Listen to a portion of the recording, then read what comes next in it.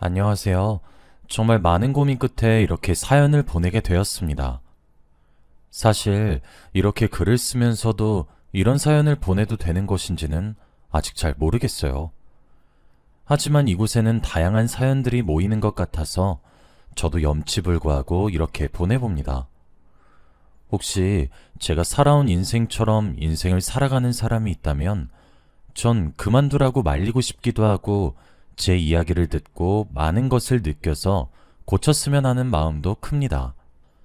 저는 약 5년 정도 전부터 인생이 꼬이기 시작했어요. 제 팔자를 제가 꾼 것과 다름없었죠. 제가 일하는 곳은 스트레스를 정말 많이 받는 곳이었어요. 일에서 오는 스트레스도 있지만 사람에게서 오는 스트레스도 무척이나 컸거든요. 전 그런 스트레스를 나이트클럽을 가면서 풀었습니다. 술도 먹고 춤도 추고 그렇게 원 없이 놀면 받았던 스트레스가 확 하고 날아가는 기분이 절로 들었었거든요. 그런데 나이트클럽을 가거나 이렇게 하다 보니까 자꾸 결혼을 한 아줌마들이 꼬이기 시작했어요. 그때부터 화근이 되었던 것 같습니다. 거기서 어떤 아줌마를 하나 알게 되었어요. 그날도 어김없이 회사 욕을 하면서 친구들끼리 둘러앉아 술을 마시다가 춤도 추고 그렇게 놀고 있었어요. 그런데 그 여자가 저희 테이블을 힐끗힐끗 쳐다보더니 저희 테이블로 다가왔죠. 합석하자는 제의가 들어왔어요. 그런데 저는 유부녀들과 어울리기 싫었거든요. 제가 거절하려는 뉘앙스를 취하던 그 순간 함께 간 친구들이 그런 저를 뜯어 말리면서 들어온 합석 제의에 오케이를 외쳤습니다. 그렇게 그 여자 일행과 합석을 하게 되었어요. 그 여자는 절 파트너로 찍은 것인지 제 옆자리를 차지했죠. 저는 딱히 할 말도 없었어요. 생각을 해보세요. 유부녀가 나이트를 왔는데 결혼 안 한 사람들이 많은데 굳이 왜 유부녀를 만나겠어요? 그래서 전 애꿎은 술만 홀짝이고 있었습니다. 그런데 그 여자는 제가 마음에 들었나 보더라고요. 제 대꾸가 시원찮아도 포기하지 않고 몇 살이냐, 이름이 뭐냐 등등의 호구조사 같기도 한 질문들을 계속해서 던졌습니다. 저도 뭐 질문을 들어서 예의상 그쪽은 몇 살인지 이름이 뭔지를 물어봤죠. 저보다 딱 10살 많으신 누님이시더군요. 그래서 그렇냐 하고 말았는데 누님께서 제 얼굴을 빤히 보더니 자기 이야기를 꺼내기 시작하는 겁니다. 자신에게는 죽은 남동생이 하나 있었는데 제가 그 남동생을 꼭 빼닮았다고 살아있으면 저와 비슷한 또래였을 거라고 하더라고요.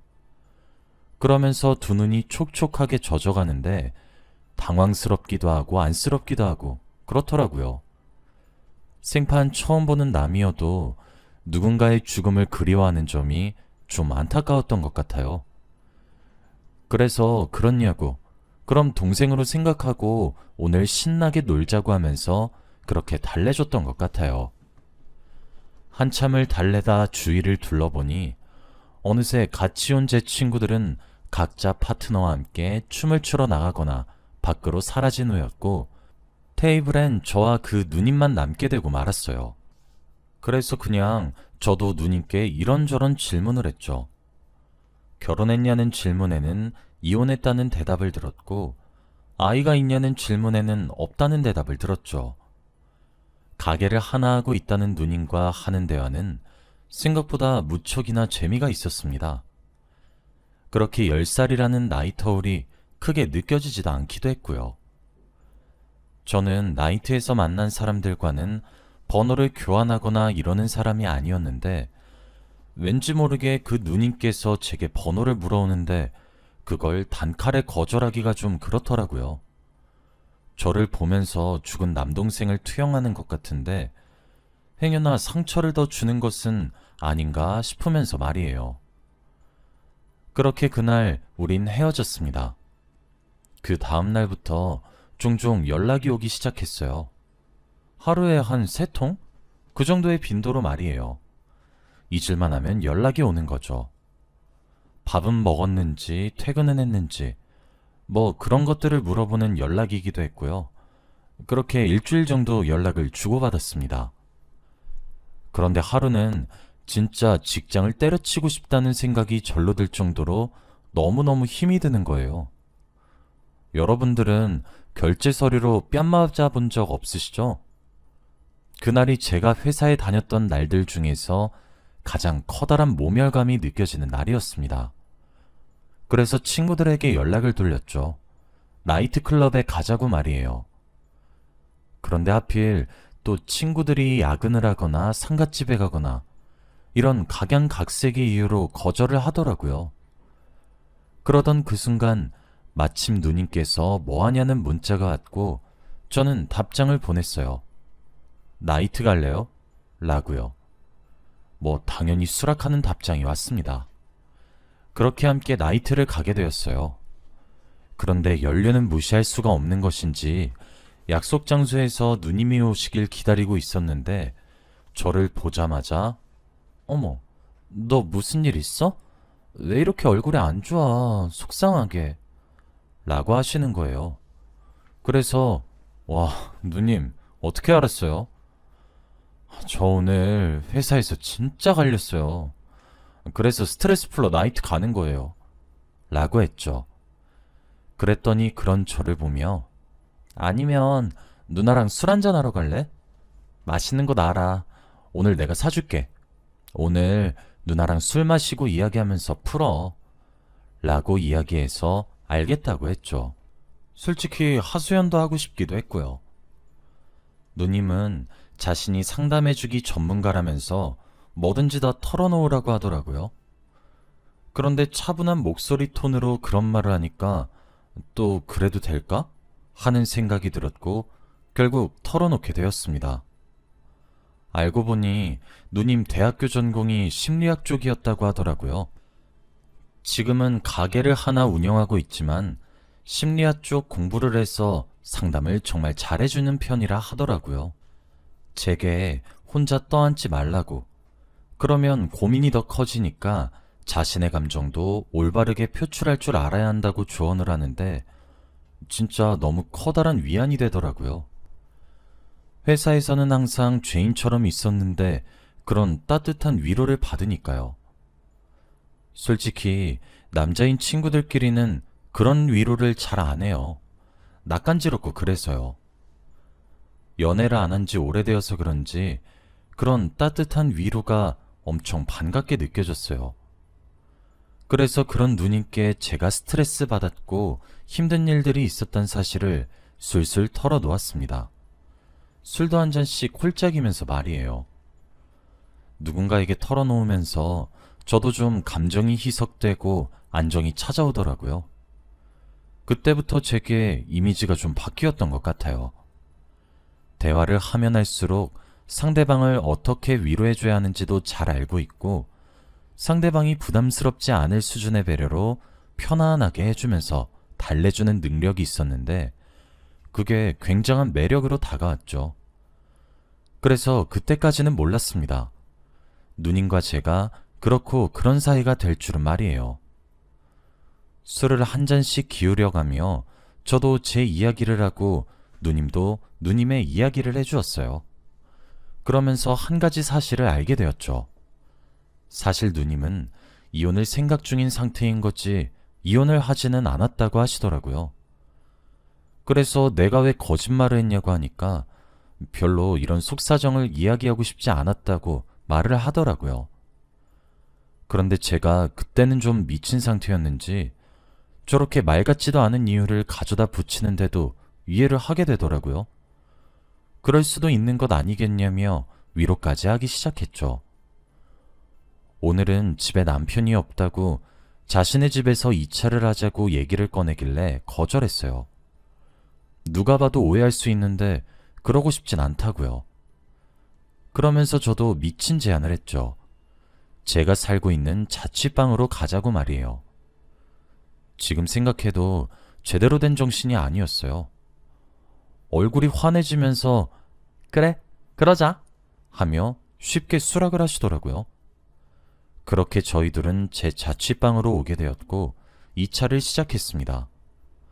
어차피 다음 날이 주말이라 제 출근에 지장도 없어서 끝까지 달려보자며 술을 연거푸 마셨죠. 그리고 그건 곧 제가 인생에서 가장 후회했던 순간의 실수로 이어졌습니다. 처음엔 제 고민을 이야기하면서 누님의 매력을 느꼈고 뭔가 깊이 통하고 있다는 생각도 들었습니다. 하지만 누님이 유부녀란 사실을 고백하게 되면서 그런 마음을 접었어요. 그런데 술이 웬수인지 제 이성을 마비시켜버리더군요. 정말 제가 미쳤던 것 같습니다. 어느 순간 누가 먼저 시작했다고 따질 수도 말할 수도 없이 자연스럽게 우리 둘만의 역사를 쓰게 되었거든요. 여러분들도 제가 미쳤다고 생각하시겠죠? 저 또한 제가 미쳤던 것 같습니다. 그러고 다음날 일어나서 눈을 뜨니 분명 어제 함께 잠든 누님은 이미 집으로 가버리고 없더라고요. 그렇게 집에 혼자 남고 어제의 흔적들이 눈에 들어오기 시작하니까 사람이 그제서야 내가 무슨 일을 저질렀는지 자각을 하기 시작하더라고요.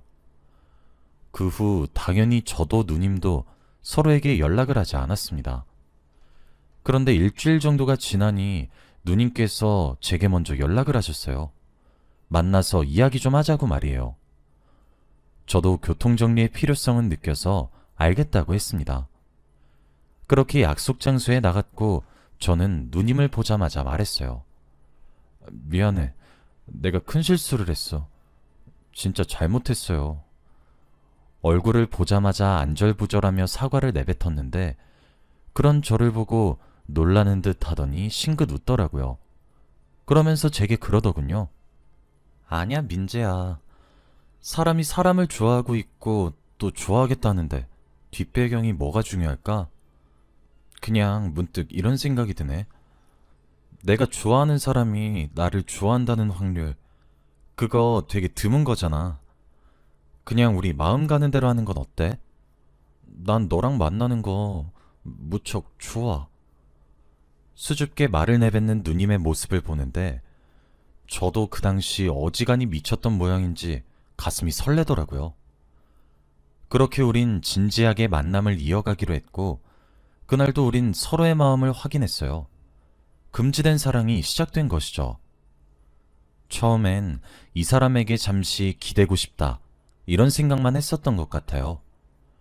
저는 항상 연하인 여자친구를 만나서 제가 버팀목의 역할을 해주기만 했었는데 이번에 저보다 한참 연상인 누님을 만나게 되면서 경제적으로도 넉넉하고 더 포근하고 때론 엄마처럼 때론 누나처럼 절 하나하나 신경 써주고 챙겨주는 연상의 매력에 푹 빠졌고 무엇보다 제 고민을 연륜과 경험으로 조언을 해주는 부분에 저는 더 푹 빠졌습니다.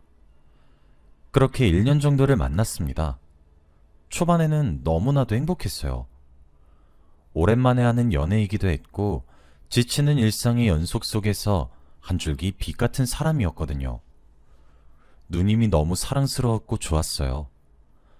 애정 표현도 많았던 사람이라 우리는 매일매일 사랑한다는 은근한 문자를 주고받으면서 지냈습니다. 그렇게 또 시간이 지났고 2년 정도가 지났습니다. 우리의 만남은 조금씩 익숙해지기 시작했어요. 그 사이 누님이 별거 중이었던 남편과 아이들을 위해서 화해를 하고 살림을 다시 합치게 되는 일이 있었죠. 저도 그때는 정리를 해야만 한다고 생각을 했어요.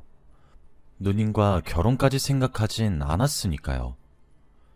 그런데 이미 너무 멀리 건너온 탓인지 누님이 정리되지 않았고 누님도 저를 포기하지 않았습니다. 그리고 누님이 저를 포기하지 않는 그런 모습에 저는 미친 사람처럼 애정을 느끼기 시작했죠. 제가 누님을 만난 지 3년 정도가 되기 시작하니 저도 간덩이가 점점 커지기 시작했습니다. 누님의 남편이 집을 비운 사이 누님의 가족이 살고 있는 집에 들어가 불륜을 저지르기도 했고 밤에 가게를 도와주는 알바생이라고 그 집 남편에게 소개를 받기도 했어요. 그렇게 누님네 부부와 함께 저녁 식사를 한 적도 있었죠. 그리고 그 모든 행동은 제 목을 스스로 옥죄어오고 있었습니다. 하루는 누님의 남편이 제게 만나자고 연락이 왔습니다. 뭔가 싶었지만 대수롭지 않게 여기고 저녁에 보기로 했어요. 그렇게 약속 시간이 되었습니다. 약속 장소는 인적이 드문 공원이었죠. 절 보자마자 남편 되는 사람은 제 얼굴에 다짜고짜 주먹부터 내려꽂기 시작했습니다. 당연히 당황했는데 저도 찔리는 건 많은 사람이라 멍하니 바닥에 엎어진 채로 머리를 팽팽 돌리기 시작했습니다. 그런데 돌릴 것도 없었어요. 엎어진 제 위로 사진들이 나풀나풀 날아오기 시작했고 그 사진들은 죄다 제가 누님과 함께 불륜을 저지르고 있는 사진이었죠. 남편은 그걸 물끄러미 내려다보고 있는 절 향해 처절하게 외쳤습니다. 설마 하는 심정으로 카메라 설치했는데 너 대체 언제부터 드나들었던 거냐?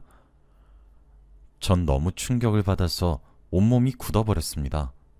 머리가 새하얗게 변하더라고요. 아무런 생각도 나지 않았고 그저 죄송하다고 빌었습니다. 언젠가 들킬 거라 생각하긴 했었는데 막상 그 상황에 닥치니 사람이 미치겠더라고요.